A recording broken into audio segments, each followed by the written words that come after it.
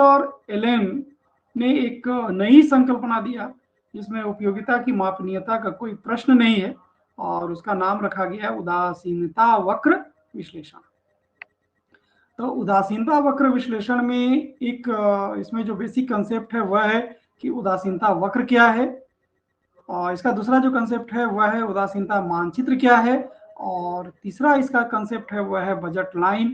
तो तीन कंसेप्ट को समझने के बाद हम लोग यह बता पाएंगे कि दो वस्तुओं का एक ऑप्टिमल बंडल एक उपभोक्ता को किस स्थिति में प्राप्त होगा। ऑप्टिमल बंडल कहने का मतलब यहाँ पर है, कहने का मतलब ये है कि दो वस्तुओं के वो कैसे वैसा संयोग, किस प्रकार के संयोग को वो प्राप्त करेगा जिससे दोनों वस्तुओं से मिलने वाली जो संतुष्टि है, जो उपयोगिता है, वो अधिकतम। तो उदासीनता वक्र को ड्रॉ करने के लिए एक ज्यामितीय विधि है। उदासीनता वक्र विश्लेषण एक ज्यामितीय विधि है जिसमें हम उदासीनता वक्र की धारणा को समझते हैं, और उदासीनता वक्र क्या है इसकी परिभाषा लिखने का हम लोग प्रयास करते हैं। लेकिन उससे पहले हम लोग ये समझते हैं कि उदासीनता वक्र की मान्यताएं कौन कौन सी हैं। जब तक इसकी मान्यता को आप नहीं समझेंगे, एक उदासीनता वक्र को परिभाषित आप नहीं कर पाएंगे। तो इसकी जो मान्यता है, कुछ कुछ मान्यता पुराना ही है, जैसे उपभोक्ता यहाँ पर भी विवेकशील है, और मार्शल की संकल्पना में भी उपभोक्ता विवेकशील ही था। लेकिन यहाँ पर कुछ अलग है। जैसे पहली बात है कि उपभोक्ता का अधिमान, अधिमान मतलब प्रेफरेंस मतलब दो वस्तुओं में वो किस वस्तु को चाह रहा है। दो वस्तु अगर एक्स और वाई उपभोक्ता को दे दिया जाए तो उपभोक्ता एक्स को पसंद करेगा या फिर वाई को पसंद करेगा। तो अधिमान मतलब पसंदगी, पसंद करना। तो उपभोक्ता का जो अधिमान है वो एकदिष्ट होता है, मोनोटोनिक होता है। Consumers preference is monotonic. पसंद मोनोटोनिक होने का मतलब ये है कि यहाँ पर हम ये कह सकते हैं कि उपभोक्ता किसी भी वस्तु की अधिक मात्रा को पसंद करता है। ठीक है, उपभोक्ता किसी भी वस्तु की अधिक मात्रा को पसंद करेगा। अगर दो बंडल है, दो डब्बा अगर रजत रश्मि को दे दिया जाए और रश्मि से कहा गया कि इस दोनों बंडल में से किस बंडल को आप सिलेक्ट करोगे, तो वह देखेगी कि वस्तु की मात्रा किसमें अधिक है। ठीक है, अगर डब्बा ए में गुलाब जामुन 7 है और डब्बा बी में गुलाब जामुन 8 है, तो रश्मि डब्बा बी को सेलेक्ट करेगी, ए को सेलेक्ट नहीं करेगी। यही इसका मोनोटोनी का अर्थ है कि हम more is prefer to less. उपभोक्ता अधिक को पसंद करता है कम की तुलना में। लेकिन हमने यहाँ पर कहा कि उपभोक्ता दो वस्तुओं का उपभोग करता है। इसकी दूसरी मान्यता है उपभोक्ता दो वस्तुओं का ही उपभोग करता है, एक सिंगल कमोडिटी का कंज्यूम नहीं करता है। तो दो वस्तु का बंडल हमें मिलेगा, दोनों वस्तुओं की मात्राएं दी हुई रहेंगी। तो ऐसी स्थिति में दो वस्तुओं के वो उस बंडल को सेलेक्ट करेगा जिसमें कम से कम कोई भी एक वस्तु अधिक मात्रा में। ठीक है, क्लियर हुआ। और अगर एक वस्तु की मात्रा अधिक है और दूसरे वस्तु की मात्रा कम है, तो ऐसे सिचुएशन में उपभोक्ता अपना अधिमान व्यक्त नहीं कर पाता है और इन दो वस्तुओं के बीच में वह उदासीन हो जाता है, इंडिफरेंट हो जाता है। जैसे मान लेते हैं कि उपभोक्ता के पास एक बंडल है वस्तु एक्स का, जिसमें वस्तु एक्स की 5 इकाई है और वस्तु वाई की 4 इकाई है। यहाँ पर वस्तु एक्स ले लेते हैं, यहाँ वस्तु वाई ले, और एक बंडल है बी जिसमें वस्तु एक्स की तो 5 इकाई है लेकिन वस्तु वाई की 6 इकाई हो जाती है। तो इस सिचुएशन में कहता है कि ए जो होगा वो प्रेफर नहीं किया जाएगा, बल्कि उपभोक्ता बी को प्रेफर करेगा। इसको हम लोग डिनोट ऐसे करते हैं, या इसको हम लोग ऐसे भी लिख सकते हैं कि बी इज प्रेफर टू ए। ये मान्यता अगर है तो अभी हम लोग कहेंगे कि उपभोक्ता का अधिमान जो है वो मोनोटोनिक है, एकदिष्ट है।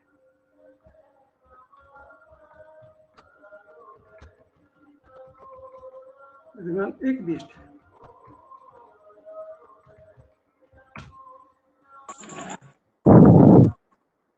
मतलब सर वो बॉक्स बी को प्रेफर करेगा ना? हाँ, बी को प्रेफर करेगा। क्लियर? अब यहां पर हम लोग देखेंगे, अगर ये सिचुएशन बन जाता है, पहला सिचुएशन ये है, और अगर दूसरा सिचुएशन ये आ जाए कि ए में वही बंडल है जिसका तर्स हम लोग लेके चल रहे हैं, ए और 5 और 4, और बी बंडल जो हो गया वह ए की मात्रा बढ़ गई, ए की मात्रा बढ़ गई, मान लेते हैं कि ए की मात्रा जो है सो 6, और बी की मात्रा घट गई 4 से, मान लेते हैं 3। तो इस सिचुएशन में उपभोक्ता अधिमान व्यक्त करना, अपना अधिमान देना कि ए पसंद है कि बी पसंद है, ये बहुत मुश्किल होता है उपभोक्ता के लिए। तो ऐसे सिचुएशन में अर्थशास्त्रियों का कहना है कि इस सिचुएशन में जो है होगा, एज उपभोक्ता जो होगा वो इंडिफरेंट होगा ए और बी के बीच में, मतलब ए और बी से उपभोक्ता को समान संतुष्टि मिलेगी, समान उपयोगिता मिलेगी। तो इसे हम लोग कहते हैं कि ए इज इंडिफरेंट टू बी, मतलब ए और बी में वो किसी भी प्रकार का चयन नहीं कर पा रहा है। क्लियर हुआ? इसी को हम लोग कहते हैं उपभोक्ता का अधिमान एक दिष्ट होता है। इस परिभाषा का मतलब यही हुआ कि more is prefer to less. इसकी दूसरी मान्यता है, उपभोक्ता का अधिमान संतत होता है। इसका मतलब क्या हुआ कि अगर उपभोक्ता के पास दो बंडल है, ए और बी अगर है बंडल, तो अगर उपभोक्ता ए को पसंद करता है तो इसका मतलब ये हुआ कि वह बी को कभी भी पसंद नहीं करेगा। इसका मतलब ये हुआ कि उपभोक्ता का जो अधिमान होता है वो संतत होता है, कंटिन्यूअस होता है। तीसरी इसकी जो मान्यता है वह है कि उपभोक्ता का अधिमान सकर्मक होता है। इसको समझने की चीज है कि अगर उपभोक्ता के पास 3 बंडल है, ए, बी और सी, और उपभोक्ता ए को पसंद कर रहा है बी से और बी को पसंद कर रहा है सी से, मतलब ए और बी उपभोक्ता के पास अगर है तो वह ए को पसंद कर रहा है, और बी और सी अगर दिया हुआ है तो उसमें वो बी को पसंद कर रहा है, सी को पसंद नहीं कर रहा है। इसका मतलब ये हुआ कि उपभोक्ता को अगर ए और सी दिया जाए तो उपभोक्ता किसको पसंद करेगा? ए को पसंद करेगा, मतलब ए इज प्रेफर टू सी। इसका मतलब है उपभोक्ता का अधिमान जो होता है वो सकर्मक होता है।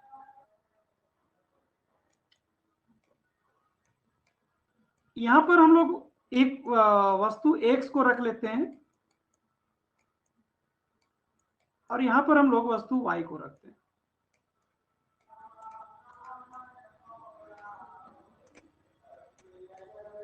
ये y एक्सिस है और ये x एक्सिस है। अब यहां पर हम लोग देख लेते हैं, हम लोग यहाँ पर 2 पॉइंट को ले, ऐसे 2 लाइन को ड्रॉ कर लेते हैं। एक पॉइंट हमको मिल गया यहाँ पे, इसको हम लोग मान लेते हैं। अब यहाँ पर एक चीज देख लीजिए कि ये जो रेखा है, इसको हम लोग मान लेते हैं, सॉरी, इसको हम लोग मान लेते हैं ए बी रेखा है, और इसको हम लोग मान लेते हैं सी डी। अब यहाँ पर देखिए, एक मतलब मान लेते हैं पहला जो उपभोक्ता पसंद बंडल को जो सिलेक्ट कर रहा है वो एम को सिलेक्ट कर रहा है, ठीक है। अब यहाँ पर हम 3 पॉइंट ले लेते हैं, पॉइंट 1, पॉइंट 2, एक यह ले लेते हैं 3, और एक इसको ले लेते हैं 4 पॉइंट है। अब एक चीज बताओ कि इस पॉइंट पर क्या स्थिति है, एक्स की एम से तुलना करना है, हमें एम से तुलना करना है। तो एम की तुलना में हम क्या देख रहे हैं कि एक्स की मात्रा कम है और वाई की मात्रा अधिक है, राइट। अब इस पॉइंट पे आ जाइए, तो इस पॉइंट पे आप देख रहे हैं कि एक्स की मात्रा अधिक है और वाई की मात्रा कम है, और इस पॉइंट पर आप देख रहे हैं कि एक्स की भी मात्रा अधिक है और वाई की भी मात्रा अधिक है एम की तुलना में।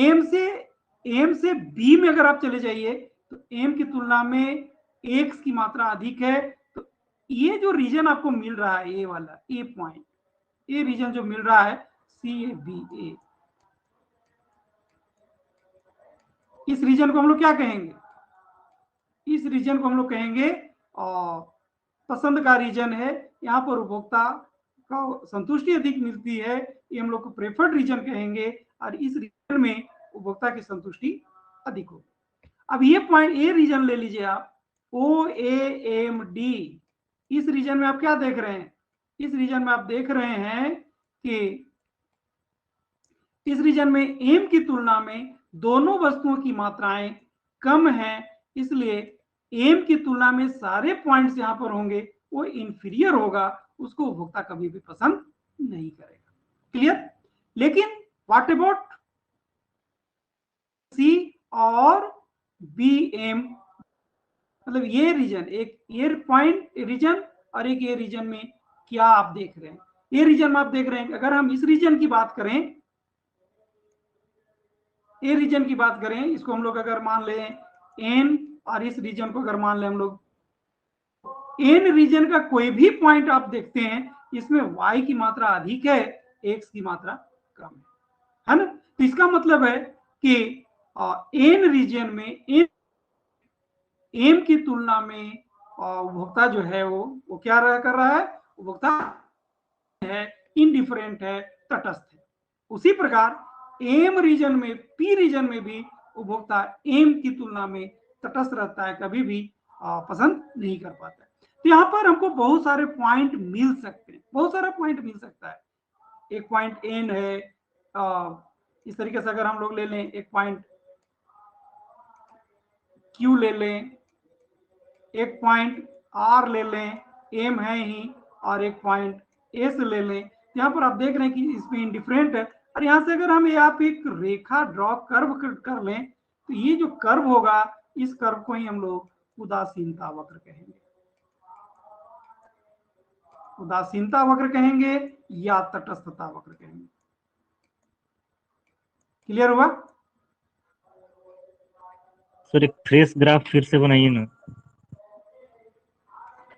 हम इसको पहले हम लोग एक दो परपेंडिकुलर लाइन को ड्रॉ करते हैं, और ये जो पॉइंट जहां इंटरसेक्ट होता है ना, इसको हम लोग एम करते हैं। अब यहाँ पर देखो 4 रीजन हो गया, इसको हम लोग एक्स एक्सिस करते हैं, और इसको हम लोग वाई एक्सिस करते हैं। ठीक है, यहाँ पर हम लोग वस्तु एक्स को रखते हैं,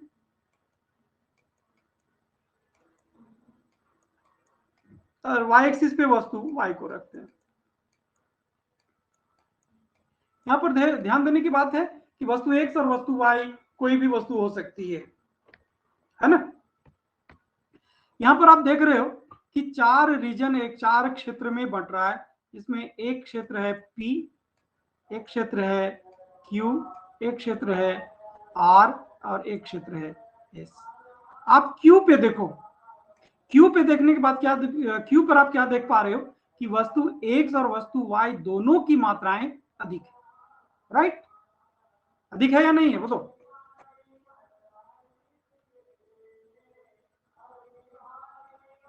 हाँ सर, एक्स भी ज्यादा है, वाई भी ज्यादा। एक्स भी ज्यादा, वाई भी ज्यादा है। अच्छा, अगर हम जी सर। एक रेखा एपी और हमने एक सीडी को रखा है, अब एक चीज बताओ, एमबी पर भी वही हाल है। एमबी पे वाई स्थिर, एमबी के कोई भी पॉइंट पर ले लें तो एक्स की मात्रा अधिक है, वाई की मात्रा। सीएम रेखा पर अगर हम लोग देख लें तो यहाँ पर हम लोग देख रहे हैं वाई की मात्रा अधिक है, और सी के दाहिने और बी के, सीएम के दाहिने और एमबी के ऊपर कोई भी पॉइंट अगर हम लोग लेंगे तो एक्स और वाई की दोनों, और एक्स और वाई की मात्राएं अधिक होंगी।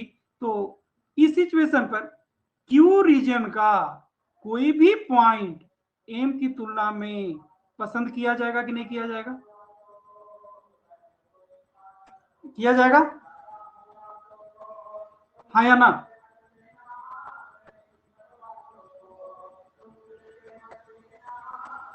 बोलो। जी सर।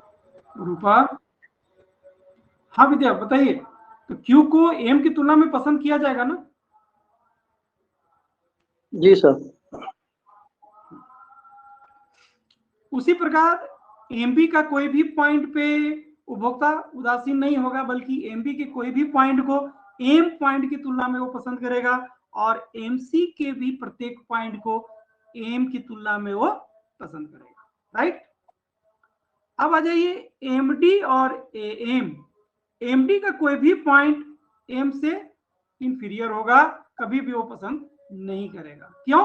उपभोक्ता का अधिमान एकदिष्ट होता है। याद रखिएगा, एकदिष्ट अधिमान को लेकर ही हम सारी एकदिष्ट अधिमान की संकल्पना पर ही इन सभी सारी बातें यहाँ पर हो रही है।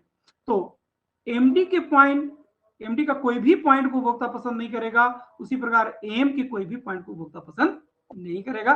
क्यों? क्योंकि M की तुलना में यहाँ पर हम देख रहे हैं कि वस्तु X की मात्रा कम है और MD पॉइंट पर वस्तु Y की मात्रा कम है। यहां तक कोई दिक्कत? सर MD में X और Y दोनों का मान कम हो जा रहा है ना? X का मान कैसे कम होगा? MD पर Y की मात्रा कम होगी और M पर X की मात्रा कम होगी। M में X की मात्रा कैसे कम होगी? MD में X की मात्रा किसमें? M पॉइंट पे। M पर X की मात्रा कम नहीं होगी। देखो तो हम ये पॉइंट ले लेते हैं, Y तो ये है और X देखो यहाँ पर पहले वो D था, अब यहाँ पर कुछ भी पॉइंट ले लो इस पॉइंट को, तो M पर X की मात्रा कम हो रही है और MD पर Y की मात्रा कम हो रही है। अच्छा, हाँ हाँ, ठीक ठीक ठीक है, आगे बढ़े। चलो अब हम लोग अमर बात करते हैं रीजन P पर। रीजन P के किसी भी पॉइंट को, मान लेते हैं पॉइंट हम लोग ले लेते हैं, एक पॉइंट ले लेते हैं E। ये पॉइंट हम लोग E ले लिए। E पर क्या देख रहे हैं? E पर क्या देख रहे हैं? X की मात्रा M की तुलना में, हम जो भी तुलना कर रहे हैं M से तुलना कर रहे हैं, राइट। तो E पॉइंट पर हम क्या देख रहे हैं कि M की तुलना में X की मात्रा कम हो गई और Y की मात्रा अधिक हो गई। उसी प्रकार एक पॉइंट हम लोग ले लेते हैं F, R रीजन में, तो यहां पर क्या देख रहे हैं? X की मात्रा अधिक हो गई और Y की मात्रा कम हो गई। तो E और F पर उपभोक्ता M की तुलना में तटस्थ होगा, न वो E को पसंद करेगा, न M को पसंद करेगा, न ही वो F को पसंद करेगा। मतलब E, M और F में कोई भी बंडल उसको मिल जाएगा, वो इक्वली सेटिस्फाइड होगा। तो अब तब इसके हम लोग अर्थशास्त्री भाषा में, टेक्निकल टर्म में हम लोग कहेंगे कि उपभोक्ता बिंदु E, M और F पर तटस्थ होता है, उदासीन होता है, और E, M और F को मिलाते हुए अगर आप एक कर्व खींच दो फ्री हैंड इस प्रकार से, तो एक कर्व मिल रहा है। इस कर्व का नाम हो जाता है इंडिफरेंस कर्व। तो इंडिफरेंस कर्व के किसी भी पॉइंट पर उपभोक्ता उदासीन होता है, तटस्थ होता है, और प्रत्येक बिंदु पर उपभोक्ता की उपयोगिता बराबर होती है। इसलिए इंडिफरेंस कर्व को हम लोग कहते हैं सम उपयोगिता वक्र। सम उपयोगिता वक्र।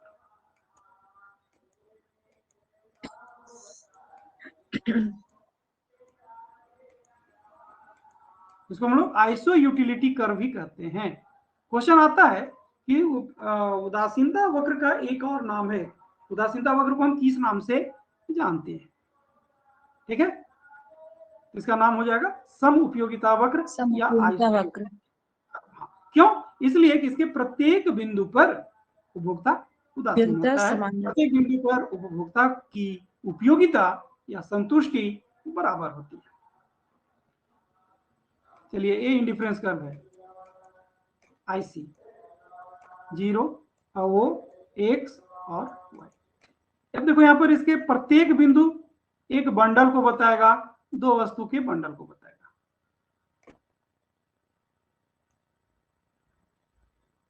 हम लोग 3 बंडल ले रहे हैं, बंडल A, बंडल B और बंडल C। तो बंडल A पर वस्तु X की X1 मात्रा और वस्तु Y की Y1 मात्रा, B पर वस्तु X की X2 मात्रा और Y की Y2 मात्रा, C पर X की x3 मात्रा और y3 मात्रा। हाँ बोलो, क्या बोल रहे थे? वो किसी का बैकग्राउंड आवाज था सर, कोई कुछ बोल नहीं रहे। अच्छा, बैकग्राउंड आवाज था, चलो ठीक है, कोई बात। अब यहाँ पर हम लोग देखो एक चीज बता रहे, तो अभी हम इसकी परिभाषा की बात कर रहे थे कि इसकी परिभाषा में क्या है, उदासीनता वक्र क्या है। तो उदासीनता वक्र का प्रत्येक बिंदु दो वस्तुओं के बंडल को बता रहा है। ए बिंदु जो है वो भी वस्तु एक्स और वाई के बंडल को बता रहा है, बी भी वस्तु एक्स और वाई के बंडल को बता रहा है, और वस्तु सी भी एक्स और वाई के बंडल को बता रहा है। हम ये कहते हैं कि एक उदासीनता वक्र दो वस्तुओं के वैसे संयोगों को बताता है। संयोग मतलब कॉम्बिनेशन, बंडल, जहां पर उपभोक्ता उदासीन होता है, तटस्थ होता है, इसलिए इसका नाम उदासीनता वक्र भी है, तटस्थता वक्र भी है और सम उपयोगिता वक्र भी है। इसके तीन नाम है हिंदी में, और इंग्लिश में एक ही नाम है, और उसका नाम है इंडिफरेंस कर्व और आइसो यूटिलिटी कर्व। बस यही दो नाम है इसका, आइसो यूटिलिटी कर्व और इंडिफरेंस कर्व। लेकिन हिंदी में बात करेंगे तो उदासीनता वक्र, तटस्थता वक्र और सम उपयोगिता वक्र। अब यहां पर एक चीज देखो, अगर हम बंडल ए से बंडल बी की ओर मूव करते हैं, थोड़ा सा ध्यान देना, बंडल ए से बंडल बी की ओर मूव करते हैं तो एक्स की मात्रा में वृद्धि होती है x1 x2 की, और वस्तु y की मात्रा में कमी होती है y1 y2 की। तो कहने का मतलब क्या है, x1 x2 जो है वह y1 y2 को प्रतिस्थापित कर रहा है। मतलब वस्तु x की x1 x2 मात्रा वस्तु y के y1 y2 मात्रा को प्रतिस्थापित कर रही है। ठीक है, कहने का मतलब इसको हम लोग दूसरे लैंग्वेज में देखें, हम ये कह सकते हैं कि उपभोक्ता वस्तु x के x1 x2 मात्रा को प्राप्त करने के लिए वस्तु y के y1 y2 मात्रा का परित्याग कर रहा है, इसको छोड़ दे रहा है ना। तो अगर हम इसमें एक इकाई के परिवर्तन करना चाहें कि एक अतिरिक्त इकाई के एक इकाई के लिए वस्तु x की एक इकाई के लिए वस्तु y की कितनी मात्रा का त्याग करेगा वो, तो इसको हम लोग कैसे निकालेंगे, इसको निकालेंगे हम लोग y1 y2 बटे x1 x2। ये क्या है, यह है वस्तु x की एक इकाई के लिए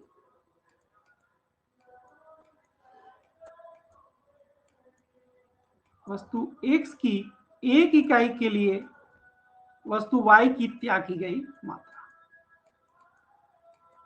वस्तु y की त्याग की गई मात्रा।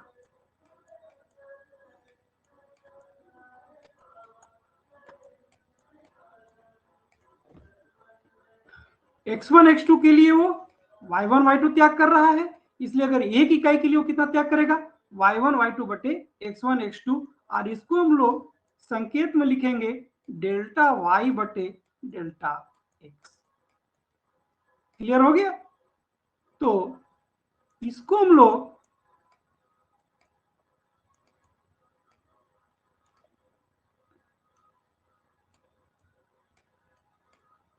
डेल्टा y बटे डेल्टा x, तो इसको हम लोग कहेंगे एम आर एस। क्या कहेंगे, M R S between x and y, और एम आर एस बराबर होगा डेल्टा y बटे डेल्टा x। अब इसकी परिभाषा क्या होगी, इसकी परिभाषा होगी कि वस्तु x की एक इकाई के लिए वस्तु y की त्याग की गई मात्रा को हम लोग एमआरएस कहते हैं, मार्जिनल रेट ऑफ सब्स्टिट्यूशन कहते हैं, प्रतिस्थापन की सीमांत दर कहते हैं, प्रतिस्थापन की सीमांत दर। ठीक है, तो प्रतिस्थापन की सीमांत दर घटती हुई होती है, जिसको हम लोग कहते हैं law of diminishing marginal rate of substitution, और प्रतिस्थापन की घटती सीमांत दर का नियम। ये क्या कहता है कि जैसे जैसे हम वस्तु x की मात्रा में वृद्धि करने चले जाते हैं, वो धीरे धीरे उपभोक्ता y की कम मात्रा का त्याग करता चला जाता है। पहले y1 y2 त्याग कर रहा है, अब देखो y2 y3 त्याग करेगा, तो y1 y2 अधिक है y2 y3 की तुलना। तो दो चीज, decreasing marginal rate of substitution के होने के कारण उदासीनता वक्र मूल बिंदु की ओर उत्तल होता है, कॉन्वेक्स होता है, और मोनोटोनिक होने के कारण उदासीनता वक्र की ढाल ऋणात्मक होती है, तो delta y by delta x का जो साइन होगा वो माइनस होगा। क्लियर? यहां तक कोई दिक्कत? No sir. हाँ सर। कोई दिक्कत? सर त्याग की मात्रा मतलब शुरू में ज्यादा रहेगा ना सर, यहाँ ग्राफ के अनुसार त्याग की मात्रा शुरू में ज्यादा है, हाँ हाँ हाँ हाँ। फिर बाद में कम होते जा रही है। ये उल्टा भी हो सकता है क्या सर कि सर ये उल्टा भी हो सकता है क्या कि y की मात्रा प्राप्त करने के लिए x की मात्रा को त्याग करे? तो नहीं हो सकता है, हमारे वाई एक्स के बीच में हो जाएगा। वाई को अगर देखो एक चीज बता, अब यहीं पर देखो सी से जगह हम बी में जाएंगे, बी के ए में जाएंगे, तो क्या देख रहे हैं, वाई की मात्रा बढ़ती जाएगी तो एक्स की मात्रा घटेगी, क्योंकि उपभोक्ता दो वस्तु, एक उपभोक्ता दो वस्तु के बीच में तटस्थ तभी होगा जब एक वस्तु की मात्रा अधिक होगी और दूसरे वस्तु की मात्रा कम होगी। तटस्थता का ये मोनोटोनिक कंसेप्ट एजम्पशन जो है ना, मोनोटोनिक एकदिष्ट होता है, एकदिष्ट का यही कारण। ठीक है? ठीक है सर। बढ़े आगे हम लोग देखो, क्या ये ई एम और एफ ये 3 पॉइंट मिलेंगे, और पॉइंट मिल सकता है? बहुत सारे पॉइंट मिल सकते हैं, बहुत सारे पॉइंट। तो इस तरीके से हम जब बहुत सारा पॉइंट मिलेगा तो वैसे सिचुएशन में क्या होगा कि एक उपभोक्ता के लिए एक से अधिक उदासीनता वक्र हो सकता है। तो एक से अधिक उदासीनता वक्र का एक समुच्चय, एक सेट जो मिलता है कुछ इस प्रकार से होता है। हम लोग लेते हैं, इसको हम लोग IC1 कहें, इसको हम लोग IC2 कहें, इसको हम लोग IC3 कहें, इसको हम लोग IC4 कहें। तो इस प्रकार का जो समुच्चय मिलेगा इसको हम लोग उदासीनता मानचित्र कहते हैं। क्या कहते हैं? उदासीनता मानचित्र। उदासीनता मानचित्र कहते हैं, उदासीनता मानचित्र। तो यहां पर क्या देख रहे हैं कि जो उदासीनता वक्र मूल बिंदु के नजदीक होगा वो उपभोक्ता को low level of satisfaction provide करेगा, और जैसे जैसे उदासीनता वक्र की दूरी बढ़ती चली जाएगी, प्रत्येक उदासीनता वक्र पर उपभोक्ता का जो सेटिस्फैक्शन लेवल होगा वो भी बढ़ता चला जाएगा। तो यहाँ पर IC4 पर ज्यादा संतुष्टि मिलेगी, IC3 पर कम संतुष्टि मिलेगी, IC2 पर और कम संतुष्टि मिलेगी, और IC1 पर सबसे कम संतुष्टि मिलेगी। इसको हम लोग सर मूल बिंदु ओ हुआ ना जी सर। यहाँ पर एक्स एक्सिस और वाई एक्सिस एक दूसरे को इंटरसेक्ट करते हैं, वही ओरिजिन होता है। क्लियर हुआ यहाँ पर? अब यहाँ पर एक प्रश्न है कि दो उदासीनता वक्र के बीच की जो दूरी है वो क्या मेजर करती है? संतुष्टि की तुलना।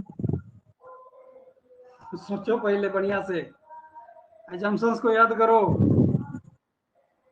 एजम्पशंस को हमने उदासीनता वक्र को ड्रॉ कर रहे थे तो वहां पर हम लोगों ने यह मान्यता लिया था कि उपयोगिता को मापा नहीं जा सकता है बल्कि उपयोगिता की तुलना की जा सकती है।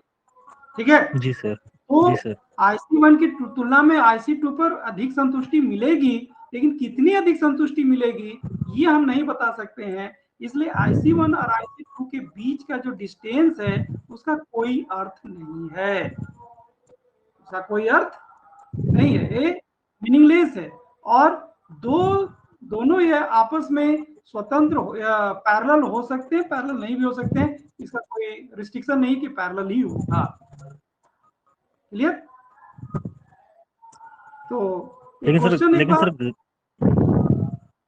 हाँ बोलो सर लेकिन ग्राफ के हिसाब से तो IC2 से तो ज्यादा मिल रहा है ना सर संतुष्टि। SC1 की अपेक्षा। चलो बहुत सुंदर है।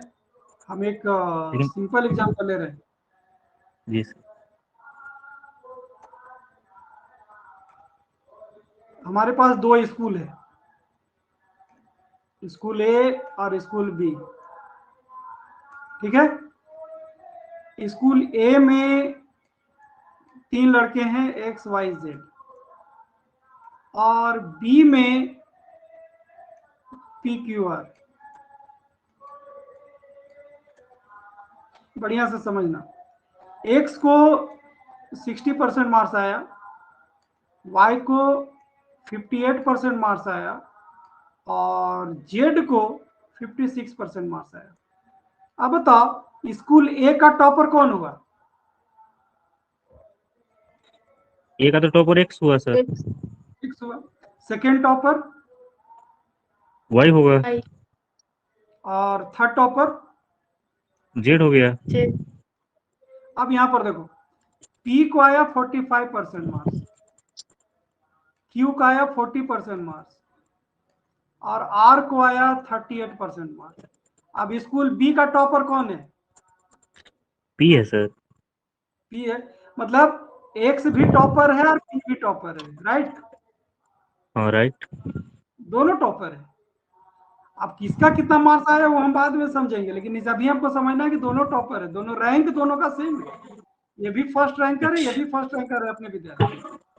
अच्छा। ठीक है, तो सेम चीज यहाँ पर है। हमने रसगुल्ला को गुलाब जामुन की तुलना में प्रेफर्ड किया, बस प्रेफर्ड किया। कितना अधिक प्रेफर्ड किया ये हम नहीं बता सकते, क्योंकि उपयोगिता को हम यहाँ माप नहीं रहे हैं। तो ठीक उसी प्रकार IC2 से IC1 की तुलना में अधिक संतुष्टि मिलेगी तो मिलेगी, लेकिन कितना अधिक मिलेगी यह बताना बहुत मुश्किल है, क्योंकि उपयोगिता का क्रमवाचक माप पर हम यहाँ विचार कर रहे हैं, उपयोगिता की संख्यात्मक माप पर विचार नहीं। राइट, क्लियर हुआ? हाँ सर। गणनावाचक में तो काउंट हो जाएगा ना सर? हाँ, गणनावाचक में काउंट हो जाएगा, गणनावाचक में काउंट हो जाएगा कि ये दोनों में उपयोगिता का अंतर है। तो गणनावाचक में उदासीनता वक्र का कहाँ जिक्र है? उदासीनता वक्र विश्लेषण की मान्यता ही है कि हम उपयोगिता को मापते नहीं है, बल्कि उपयोगिता के आधार पर वस्तुओं का एक क्रम रखते हैं। ये बताइए कि अगर प्रतिस्थापन की सीमांत दर बढ़े, प्रतिस्थापन की सीमांत दर बढ़े तब क्या होगा? तब उदासीनता वक्र का आकार कैसा होगा? बोलिए। घट रहा था तो उत्तल हो गया, अब बढ़ेगा तो क्या होगा? अवतल होगा। थोड़ा उभरा हुआ होगा। हाँ सर, अवतल टाइप का। अवतल होगा मूल बिंदु की ओर, और जब स्थिर होगा, सीमांत दर स्थिर होगा, तो एक सरल रेखा हो जाएगा। और सरल रेखा एक स्पेशल केस में होता है, और वह स्पेशल केस होता है जब वस्तु X और वस्तु Y दोनों एक दूसरे के पूर्ण प्रतिस्थापक हों। पूर्ण प्रतिस्थापक, ध्यान दीजिएगा, पूर्ण प्रतिस्थापक, मतलब दोनों की संतुष्टि एक समान। पूर्ण प्रतिस्थापक मतलब X की जगह पर हम Y को हूबहू इस्तेमाल कर देंगे, तो पूर्ण प्रतिस्थापक वस्तु का उदाहरण नहीं मिलता है, बल्कि एक ही वस्तु की दो इकाई को हम पूर्ण प्रतिस्थापक कर सकते हैं। तो पूर्ण प्रतिस्थापक की स्थिति में उदासीन वक्र जो है वो एक सरल रेखा का बन जाता है। क्लियर? और पूरक वस्तु की स्थिति में उदासीनता वक्र जो है वो एल आकार का बनता है। क्योंकि एल आकार का इसलिए बनता है क्योंकि पूरक वस्तु जो है वो हमेशा एक निश्चित कॉम्बिनेशन में ही उपयोग में लाया जाता है। मतलब वस्तु X का अगर हम उपयोग करेंगे तो वस्तु Y का भी उपयोग हम करेंगे ही करेंगे। मतलब वस्तु X और वस्तु Y दोनों का उपयोग एक साथ करेंगे। दोनों की जो मांग होती है वो संयुक्त मांग होती है, ज्वाइंट डिमांड होता है। तो पूरक वस्तु की स्थिति में एल आकार का पूर्ण प्रतिस्थापक की वस्तु में एक सरल रेखा। ये महत्वपूर्ण है, यहीं से क्वेश्चन कभी कभार आता है। चलो एक क्वेश्चन और तुम लोग को हम बता रहे हैं। हम यहाँ पर हम ले रहे हैं मधुमेह। मधुमेह मतलब समझते हो जी सर। क्या? वही मधुमेह की कोटि शुगर, हम लोग ले रहे हैं। हाँ, मधुमेह की कोटि। शुगर ये बताओ, प्रॉब्लम। ये वस्तु है कि अवस्तु है? इसको हम लोग अवस्तु कहेंगे, वस्तु तो है ही वस्तु नहीं। मानेंगे ना सर, ये तो हाँ बीमारी हो। हाँ, बीमारी है। ठीक है, मधुमेह की कोटि। और यहाँ पर मधुमेह की दवा ले लेते हैं। ठीक है, सर आवाज आपकी नहीं आ रही है क्लियर।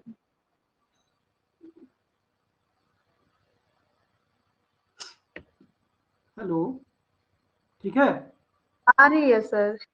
हाँ सर, ठीक है ठीक है। चलिए ठीक है, मधुमेह की कोटि ले लिए और दवा ले लिए। अगर किसी व्यक्ति में मधुमेह डायबिटीज का स्तर अगर बढ़ेगा और उसकी संतुष्टि को पूर्ववत बनाए रखने के लिए दवा की मात्रा कम करनी होगी कि अधिक करनी होगी? और सर रोग बढ़ रही है तो अधिक दवा भी अधिक करनी होगी। हैं? अगर बीमारी बढ़ रही है सर तो दवा भी अधिक करनी। बीमारी बढ़ेगी तो दवा भी अधिक हमको लेना पड़ेगा ना। जी यस सर। सर। अपनी संतुष्टि को पूर्ववत बनाए रखने के लिए अवस्तु और वस्तु की मात्रा, दोनों की मात्राएं अधिक बढ़ानी पड़ेंगी। तो इस सिचुएशन में जो उदासीनता वक्र हो जाएगा वो इस प्रकार से बनेगा, अपवर्ड स्लोपिंग होगा, ए आर बी। यहाँ पर मोनोटोनस उपभोक्ता का अधिमान मोनोटोनिक होता है, यह संकल्पना यहाँ पर फेल कर जाएगी, है ना। ठीक उसी प्रकार हम बात करते हैं।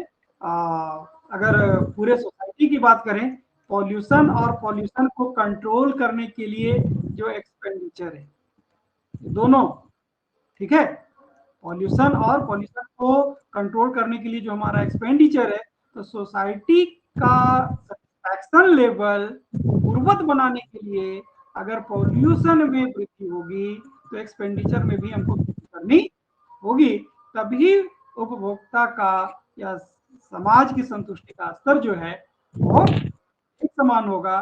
तो इस सिचुएशन पर उदासीनता वक्र की ढाल जो है वो धनात्मक। क्लियर?